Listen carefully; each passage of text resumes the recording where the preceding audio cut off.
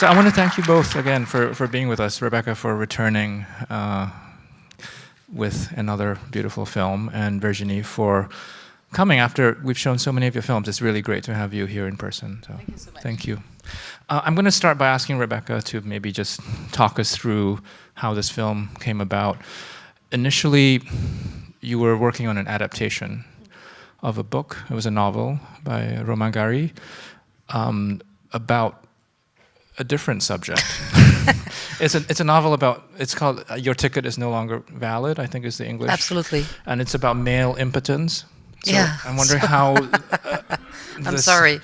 So it's a good subject though, but it was not this day. But what drew you to that, and how did a project about male impotence become one about female fertility? I think it's pretty obvious, yeah, actually. Well, you know.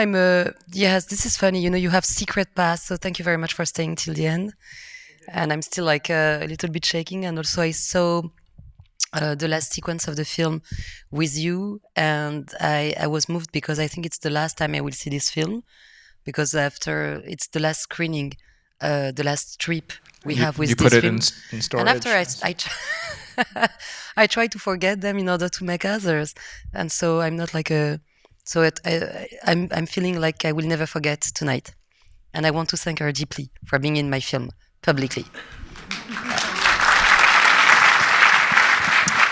And yes, this is you know, you have secret paths that lead you to films, and some of them are full of shame and modesty and hiding to the real subject. And it happened that with Roschdy Zem, the lead actor in the film, who plays Ali, we wanted to rework together after a TV series we had done in France that was called The Savages, where he was playing like a president of the Republic.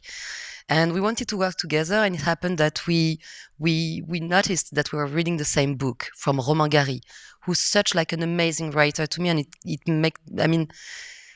it took me like ages to read Romain Gary, and I didn't know why, because he's such like a strong advocate of the feminization of world in a way. The book was about male impotency. I know it may ring a bell for some of you. I know maybe it doesn't exist. There's a pill for that. But there's something that doesn't exist, and that would be like the representation of impotency for women. And the pandemic happened, so I came like in my place with the novel to adapt it for him.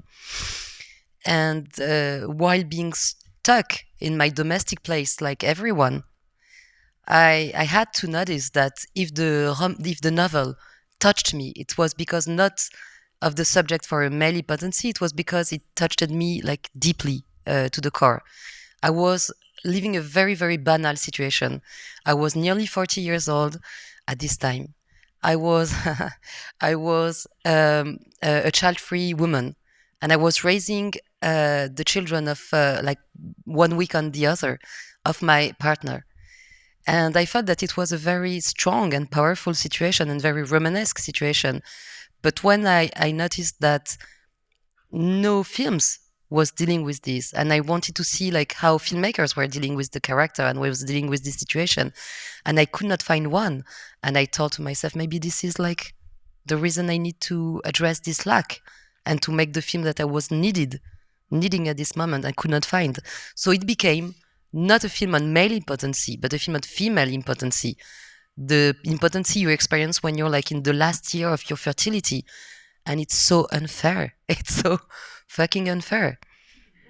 And I felt this was like a story worth telling. And it became this film. At what point in the writing, or was it only after the writing, that you thought of Virginie for the role? And this is your first collaboration. And, you know, some of you might have attended the talk that she did just before the screening. And she's become, I think, one of the most in-demand actresses in France. She's been in a lot of films. And I'm wondering at what point this clicked for you that she would be the character. And then, like, the question is, why did I wait like so long? It's like, and I have answers. And I think that First of all, I don't write any more scripts for actors and actresses because it's my fifth feature. And you know that if they do not want to do it at the end, you're screwed. So I just write the character and then I offer it. And so it's, it's safer. But with this film, I must admit that I had it's been a long time that I had the prosody, the way she speaks, and you're going to listen to her hopefully when I stop talking, which is in a long time. But the way she speaks, the way she behaves, the way she emerged to the art house films in France was totally connected to this character. And I would lie if I would not have said that I had her way of thinking and talking and behaving while writing the script. So it became we just revenged the missed rendezvous we had those past 10 years. And I offered her the script and it became super simple in a way, isn't it? Of course, Rebecca. So, Virginie, tell us, I'm curious your response to the script when you read it. First of all, the way she speaks, but not in English. Okay, no, absolutely not. You will understand nothing at all, and you are here.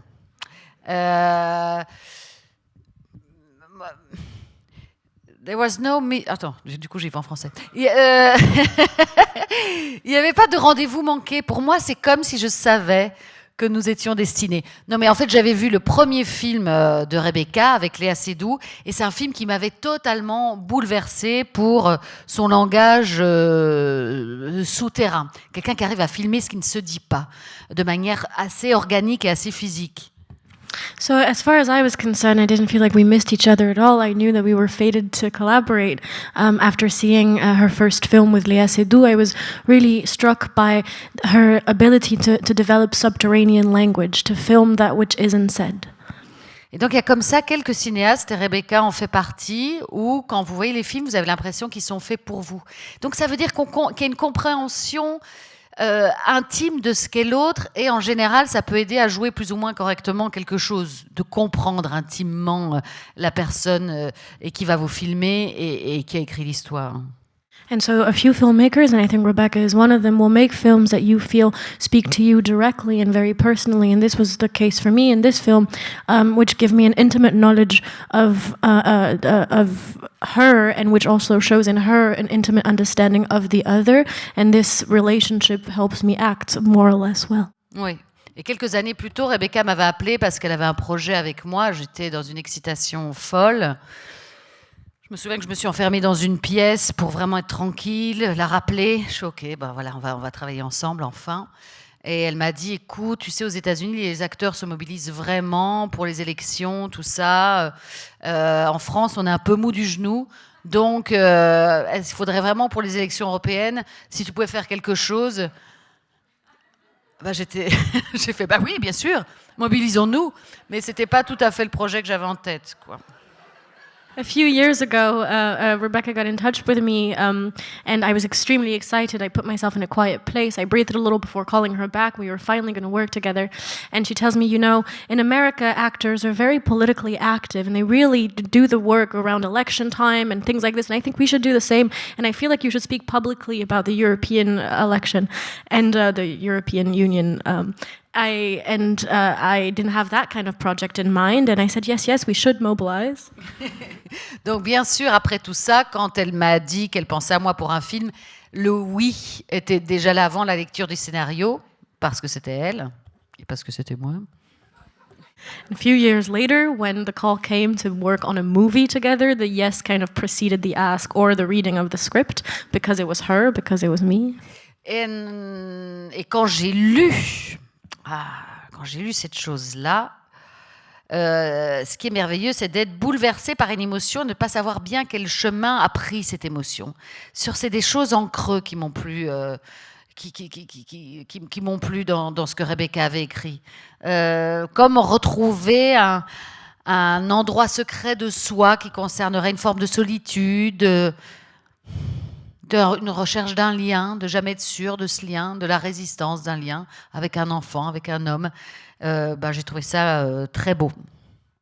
And so when I eventually did read and was very much moved, it was being moved with an emotion that I couldn't quite track which path it had taken inside of me. I would say that upon reading it, I was moved mostly by things hidden in the grooves or in the negative of what was said, that got to a place that was almost a secret place of solitude and of doubt, of a desire to create bond, whether with a child or with a man. Bon, il n'y avait plus qu'à le tourner, quoi. Et voilà. And all that was left to do was shoot. I'm going to pick up on something that you said, Rebecca, about this really not being something. When you came upon this idea, the idea that was not actually widely represented in cinema, or even you couldn't even think of any other films. And Virginie, you said this earlier in your talk too, like that's the idea of the figure of the stepmother really not being the center of a film, or really being a caricatured figure usually. I'm wondering if you talked much about that, and if you have any ideas as to why that is the case, and also whether you thought of this film as a kind of intervention in a way, because it's very striking when you watch a film. It's an extremely recognizable situation. It's a very common situation, but you do not see this depicted or represented. I have answers as well. I have hypotheses. I feel that there's always you have a beautiful word in America to say supporting actors, supporting actress. And this is literally a character that has been throughout the films and the times, a supporting character, a secondary character. And as far as I was concerned by it, because I was experiencing it, I literally I'm like you. I use cinema this is a place for orphans. This is a place for lonely people. This is a place for unfuckable people, for lonely people that try to be not lonely together. And I'm part of all those categories. And I was a stepmom as well. And the character did not exist. It existed sometimes, like in a Bob Fosse film that we both really love, which is All That Jazz. There's a strong, stepmom, and she's you have this amazing scene where she dances with the kid. You remember this one? On the stairs. Amazing. Let's do it right now. Please. And I'm kidding. Never do that to you. And so you have sometimes strong, interesting, well-written, loyally seen characters, but it's never the protagonist of the film. And so I just wanted to address this lack in a way.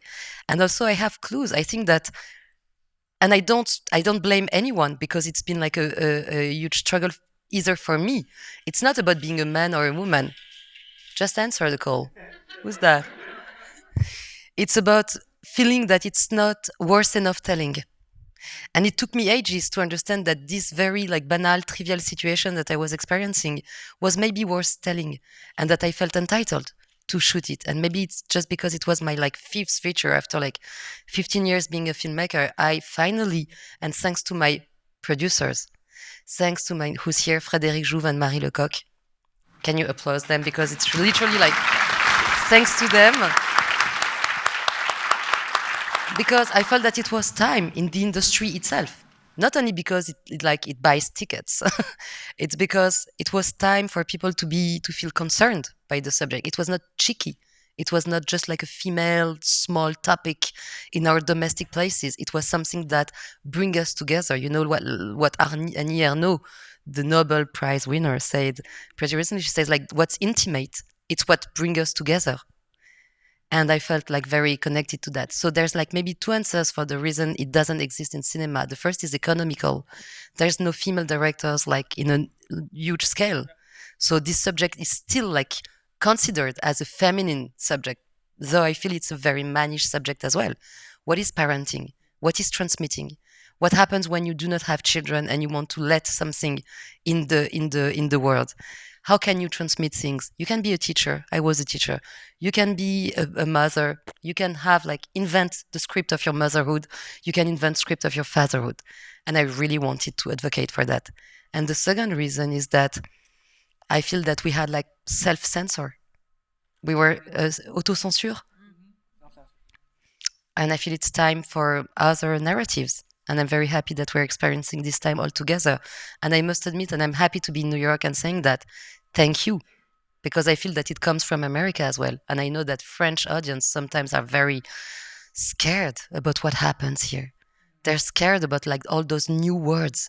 But I feel that I must admit, I never felt freer than now. And it's thanks to you.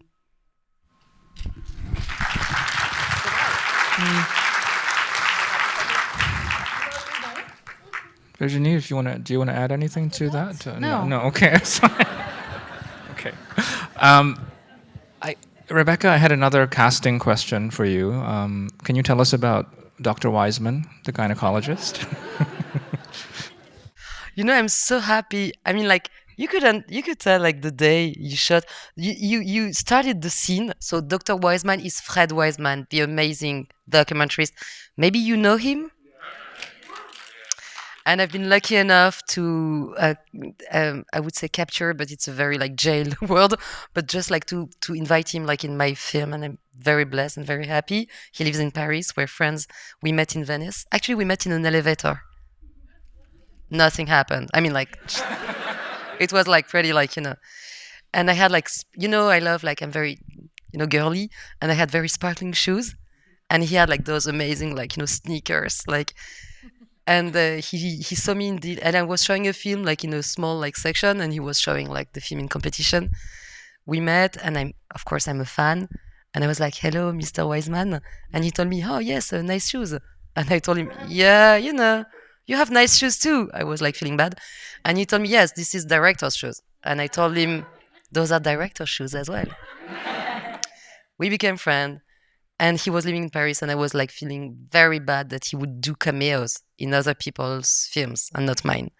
And so that's how he's been invited in the film. When they shot the scene, the day they had like 2 scenes or 3 scenes together, Virginie had the best like entrance. She said like, "Do I keep the socks?"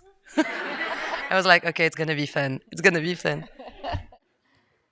It's a concrete question. Yes. No, no, mais j'étais. I was very impressed, of course, and the situation was a little bit absurd. Absurde, on dit ça, comme ça.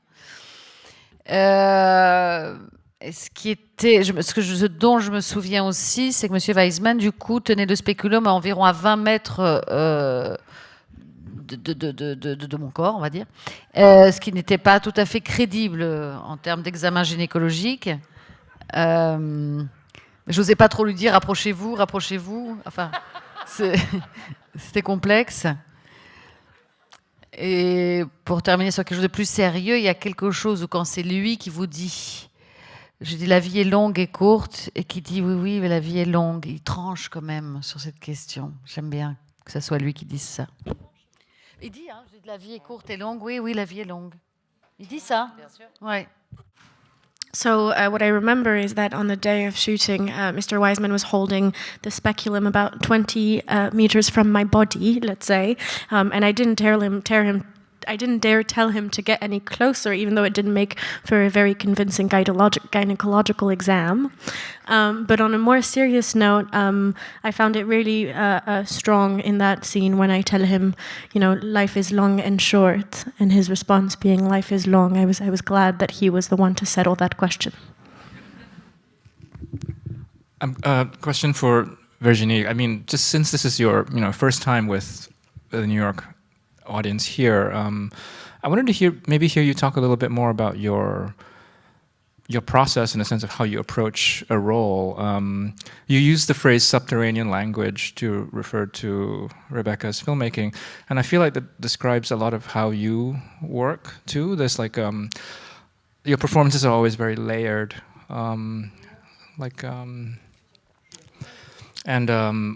you come from comedy, you talked about that earlier, and there's a real precision and timing in how you work, but you've used that in so many different kinds of films, like Rebecca's film, Alice's film from last night, and the Paul Verhoeven films. too. So I'm wondering if you can talk about how you approach a role. Is it different every time, depending on the script, depending on your relationship with the filmmaker? Like, what's your process? Do you like to rehearse? Do you research? Oui, il y aurait pas une sorte de processus unique qui fait qu'on arrive avec sa petite mallette de méthode et on l'ouvre indépendamment du réalisateur avec lequel on travaille, du film sur lequel on est ou du personnage qu'on joue. C'est vraiment, et heureusement d'ailleurs, différent à chaque fois. Ouais.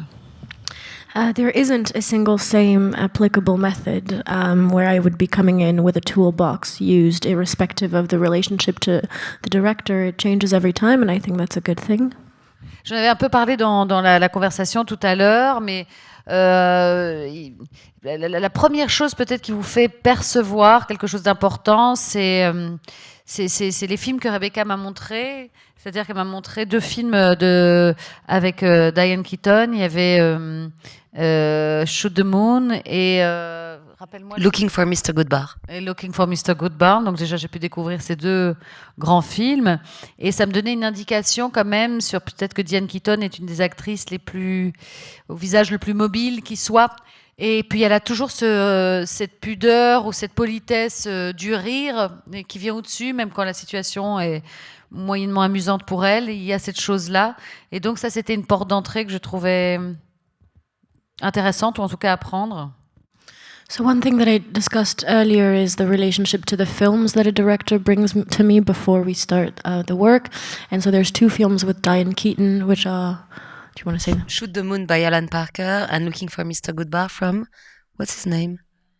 This is... I'm sorry, Dennis. It never happened to him. He's being very polite because he knows, obviously, but he doesn't want to make me feel bad. Google it. And so with these 2 and seeing Diane Keaton, I gathered from her as an actress with incredible sort of facial mobility and who has all of these expressive possibilities, as well as this kind of politeness or modesty of laughter. Laughter even in situations that are not maybe so laughable for her as a way to make the situation go. So these were things that I gathered from these, for example, which were an interesting entryway for my work. Et ensuite, c'est un mélange à la fois de perceptions très intimes, passées, présentes, d'un lien avec le personnage, de choses. Je me dis pas que je copie ce qu'est Rebecca, mais il y a quelque chose où clairement je bois à sa source, si je puis dire. Pardon, excuse-moi. Mais pardon. Non, mais que.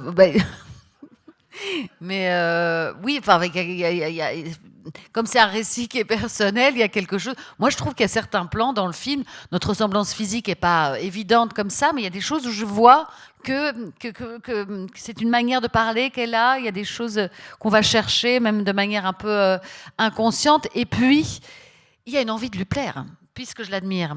C'est important, cette chose-là, quand même. Ça active quelque chose. Il y a quelque chose, on va être au plus près. J'aime ce qu'elle veut chercher. Et on cherche, on ne le trouve pas tout de suite, cette chose-là, au début d'un tournage.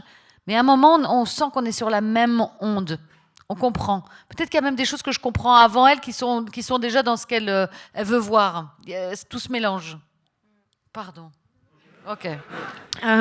So then it's a mix of personal perceptions and things that I gather from my own experience, past and present, as well as a kind of implicit relation to Rebecca and my understanding of her and the intimacy with her. I would say that in some ways I'm kind of drinking straight from her source in seeing in the film that even though our physical likeliness is not, we don't look so similar as is in certain frames and in certain scenes, I see where and how I sort of worked towards something that she is herself, also because it's a story that is personal to her. And then thirdly, there's the desire to please her, to be liked by her, de lui plaire. Is ambivalent. Si, c'est ambivalent. Enfin, il faut faire un choix de traduction. and the desire to because I admire her and I want to give and I like what she is looking for. There's also sort of a desire to put myself in that direction, and then in that collaboration, sort of quite secret things occur where we feel in the moment of shooting when we arrive at the same wavelength. And I sometimes would say that I might precede her in understanding something that she was looking for before she got there too. I mean, really, things become really symbiotic like that. How lucky am I? Sometimes I remember like our sound engineer at the end of the film, like when we were mixing the film, he kept laughters in the film. And I could tell like, this is not Virginie's laughter, this is mine. And he thought it was hers. You know, the guy who cleans the direct, spokes like in the film. And he just like made a confusion between our laughs. I know. I hope I would look like her, but it's not happening. It's just that, I think that films are like a parallel alternative life for directors. And I strongly believe that. And, I keep like asking like very different looking women and actresses that I'm not mine, like Leila and Virginie Efira. I mean, we are not very, you see what I mean? It's not the same. It's just that there's definitely like a desire to be them for us. Looking amidst the good bars, Richard Brooks. I just had to look it up. Sorry, I'm driving crazy. But anyway, we don't have a whole lot of time, but I feel like there's something I need you to talk about in relation to this film, because you were saying when you wrote it, I'm scared. You identified with the character as a woman without children. Yeah. That changed. Yeah, that's true.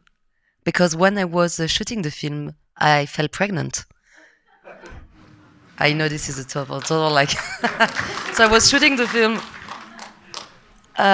You can applaud because it was a hard... It was a hard thing to do. Also, it's a very small club of filmmakers that shot a film pregnant. I cannot connect to a lot of people and share the experience of it. Who else has done that? I don't know. Who? Greta probably. Gerwig. Okay. I should. Oh yeah, do you know maybe. her? Yeah. I mean, it's right. Little Women, I think. Yeah. Maybe it's Little Women. Well, I think she's. Sometimes I'm fat when I shoot. Like we need to be like very careful with that, because sometimes it's just like a gain of weight, because when I stress I become like, I know people sometimes get thinner when they stress, but I have like the double burden. It's like I'm stressful and also I'm fat. But how did this? How interesting is this? I'm sorry. I wanted to keep the level, but it's not gonna happen. I knew I didn't have had 2 Negronis with you. It was like a huge mistake. It's a strong mistake. But I would say that yes, it changed. Like also this is like, I'm sorry to share something personal, because I'm not fetishistic of the autobiographical aspect of a film. It's just that it's pretty interesting to shoot in this condition, because I had like the good distance to the character and the good distance to the moment. And also we were shooting in the pandemic, during the pandemic in Paris.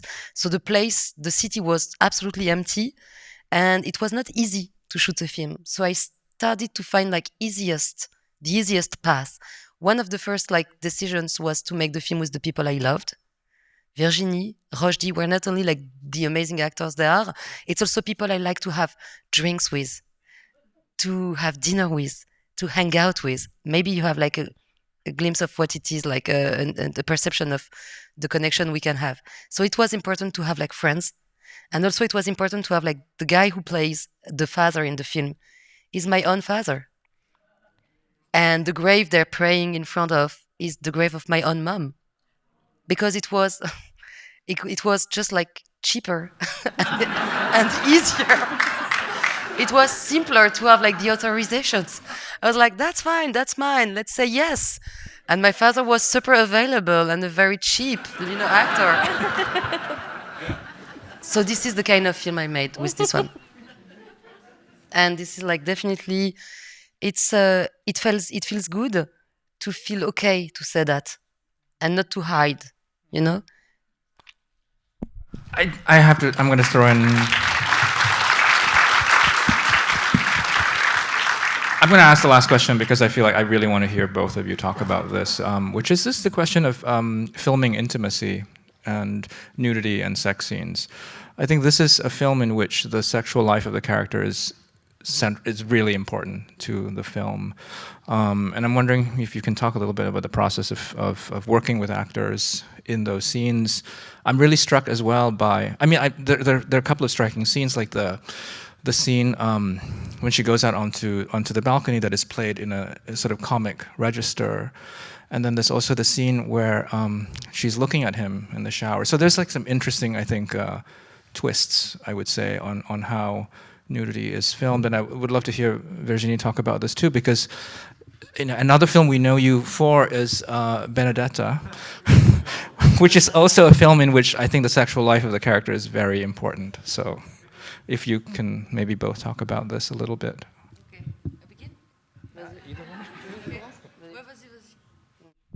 I'm going to start, and then she's going to like explain on all the nudity she is like. You know, she made like a TV show in France, and the guy was like, "Are you a naturist, a nudist people, a nudist person?" They were like, just exhibitionist. So the interesting thing is that I had the same. I'm lucky enough to have a very simple conversation with actors as far as nudity comes, you know, on the table. But I would be like more than happy to have like, you know, intervention of people who would fix it as when you make cascade. I don't know how stunt. But yeah, but I'm like till now I've been like lucky enough to have like, and also because those people are like, you know, adults. It's not as if I was like, you know, dealing nudity with like teenagers and stuff. But to me, it was pretty interesting to have to address the male nudity of Roschdy Zem. This was like a huge conversation, like since day one with the film. I wanted him naked, not because I wanted to film like his dick, penis. How do you say? Like I was not frontal with it. I was not like, I'm not filming the dick. It's just like, I need to feel that you are, you know, naked. And he was like, yeah, never did it. And I said like, Virginie did it already, you know, a lot of time. Maybe there's a reason, you know, so maybe we should also, yeah, there's a strong, like, you know, tradition, pictorial tradition, even like from the 19th century and even before, of women on the bath, women naked, just like, you know, being so graceful and being like, you know, washing their bodies and stuff. And there's a strong like tradition of men being comic with their nudity because it's supposed to be like, you know, oh, it's comic. But I'm like, I feel the opposite. I feel that men are very graceful when I see them, not them, just one, like one at a time. Let's say one at a time. Naked. I feel it's beautiful. And I don't know like who told us it's not. Who told us it's like graceless. So I feel that we have like a certain responsibility as filmmakers to look at it differently. And I think that Virginie and Roschdy understood it quite well, and have been like very helped in the nudity scene with Virginie because she's so fucking funny. and it was very also cold this night, and we were shooting like in real places where people would just like see. Really? Wait. Say what happened. This is how it happened. And I love the fact that in the film we just, you know, exchange like the archetypes and nudities of each other. Pour moi, qu'est-ce que je peux vous en dire de ça? Il me semble que la seule chose réellement importante, c'est l'intérêt qui porte le réalisateur ou la réalisatrice, c'est-à-dire un coït illustratif, par exemple, serait tout à fait à bannir. Ça n'a aucun intérêt. Il faut que cette matière-là, où il se passe quantité de choses, puisse être regardée avec une idée de mise en scène, avec... voilà, il y a très peu, je pense, de metteurs en scène qui savent et qui ont envie et qui peuvent le faire, de filmer ces scènes-là. C'est très difficile. Verhoeven, on sait à quel point c'est son domaine. À partir du moment où on tourne avec lui, moi quand je l'avais rencontré, dès le départ, il m'a dit « There is a lot of sex scene with girls, with boys, okay, are you okay? » Ok. With crucifix, oui. Voilà, et Bon voilà, je te laisse déjà traduire cette affaire. I think that the only really important thing when it comes to the sex scenes and the nude scenes is the intent that the director has on them. I think an illustrative copulation scene is to be banned. Absolutely, it needs that this material serve some directorial intent, and I think very few directors know how to pull that off. With Verhoeven, we know that it's very much his I was going to say trademark, his load. Anyway, when I met him, he said there's going to be a lot of sex scenes with a lot of different people and with objects. She said that. Non, mais c'est ce qui est merveilleux dans le personnage de Rachel dans le film, c'est qu'elle est regardée. Ça, c'est très rare. C'est pour ça que, de mon propre goût, c'est un personnage, enfin peut-être celui que j'ai le plus aimé faire, parce qu'il est vraiment regardé par tous les prismes. Et la libido là-dedans arrive aussi. Sinon, il y a quelque chose qui est incomplet. On a commencé avec ces scènes-là, je pense, assez rapidement. Ce qui est assez chouette avec Rebecca, c'est elle le sacralise pas trop. Moi, il y a quelque chose qui se transforme chez moi, où j'ai vraiment une pudeur dans la vie, qui fait qu'au cinéma, il y a l'idée comme s'il y avait un masque, en fait. C'est pas vraiment vous, quoi. Qu'on a commencé aussi par ces scènes comiques. Ça, c'est une chose que j'avais jamais fait. Enfin, c'est-à-dire s'agiter et faire bouger ses parties molles. C'était assez amusant à faire. Et après, c'était trouver le langage intime avec Roschdy. C'est quoi les gestes, c'est quoi les espérances de quelque chose, c'est quoi l'abandon. C'est merveilleux d'expérimenter tout ça et d'avoir confiance en votre partenaire et dans le regard qui est posé sur vous. Et ça, je l'avais totalement avec Rebecca. I lost the opening trail. Attends, au départ, c'était... Ah oui, non, je vais trouver. That what's On a commencé wonderful par with ces scènes-là. with Rachel as a character is this feeling that she's viewed from every possible prism, and her sex life and her libido is one of them, without which it would be incomplete. Beyond that, then, is the fact that with Rebecca doesn't sanctify or make any have any sort of sacred artifact to these scenes, and we started with them quite early on. They were an early stage in the process of filming, and for me it was interesting, because I have a kind of modesty in life that I lose once we're shooting, because of this idea that there's a kind of mask and it's not really you, and so you can sort of go ahead. And so these first scenes are the jittery scene where you jiggle you jiggle your soft areas. All of this was very new for me. It was very fun. And then it was with Roschdy finding that intimacy and finding the gestures that would be specific to that encounter, what kind of encounter that would be, and to do that in full trust of both your scene partner and the gaze of the director, which was completely the case in this case, is really wonderful. All right, I'm afraid we have another screening starting, so we do have to wrap it up. And I want to thank you both for the film and for being very much. with us. Thank you. Thank you. Thank you. Have a good evening. Merci beaucoup. Merci, Denis.